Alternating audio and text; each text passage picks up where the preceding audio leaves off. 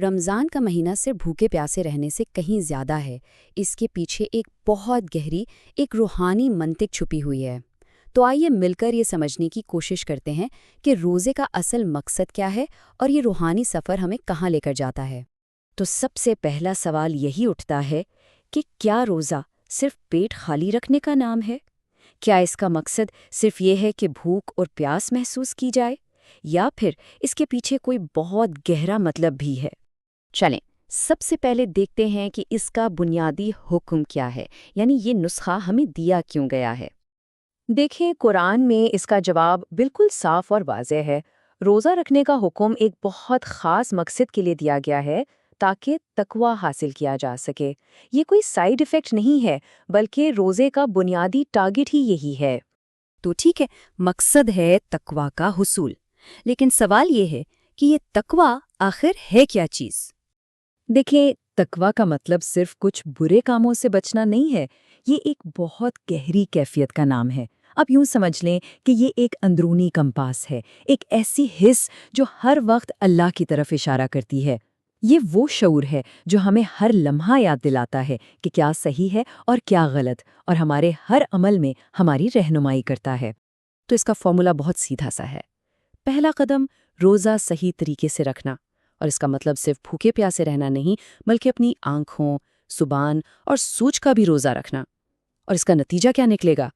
دوسرا قدم تقوی کا حصول، یعنی ایک چیز قدرتی طور پر دوسری چیز کی طرف لے کر جاتی ہے۔ لیکن بات یہاں ختم نہیں ہوتی۔ تقوی خود منزل نہیں ہے، بلکہ یہ ایک اور بہت بڑے انعام کا راستہ ہے۔ تو منطقی سوال یہی بنتا ہے نا کہ اگر روزہ تقوی کے لیے ہے تو پھر تقوی کس لیے ہے؟ اس کو حاصل کرنے کا آخری انعام کیا ہے؟ اور اس کا جواب بھی بالکل واضح ہے۔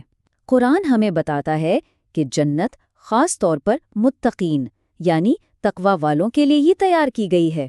یہی ہے وہ حتمی انعام، وہ آخری منزل۔ تو اب یہ پوری زنجیر، یہ پورا کنیکشن بالکل واضح ہو جاتا ہے۔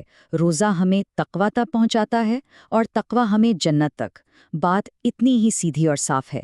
یہی تو رمضان کی روحانی منطق ہے۔ چلیں اب ذرا عملی بات کرتے ہیں۔ ہمیں یہ کیسے پتہ چلے گا کہ ہمارا روزہ واقعی کام کر رہا ہے؟ ہم اپنے اندر اس تبدیلی کو، اس تقوی کو کیسے پہچان سکتے ہیں؟ تو کوئی خود کو کیسے پرکھے؟ کیا کوئی نشانیاں ہیں، کوئی علامات ہیں جو یہ بتائیں کہ ہم تقوی کے راستے پر چل بھی رہے ہیں یا نہیں؟ جی ہاں، بالکل ہیں۔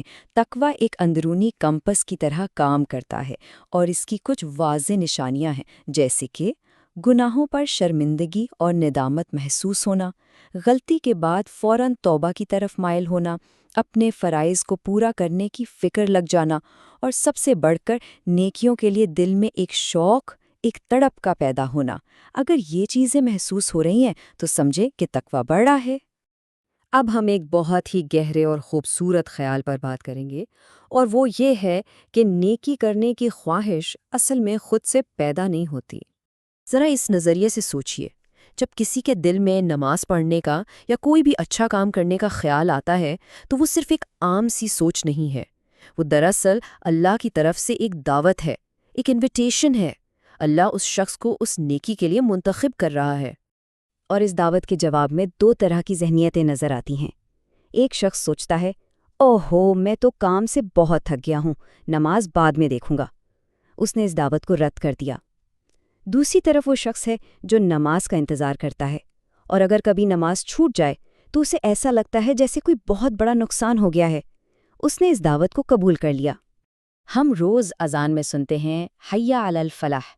اس کا مطلب صرف یہ نہیں کہ آؤ نماز پڑھو، اس کا گہرا مطلب ہے آؤ کامیابی کی طرف۔ تو یہ صرف ایک فرض کی ادائیگی نہیں، یہ کامیابی کی طرف ایک کھلی دعوت ہے۔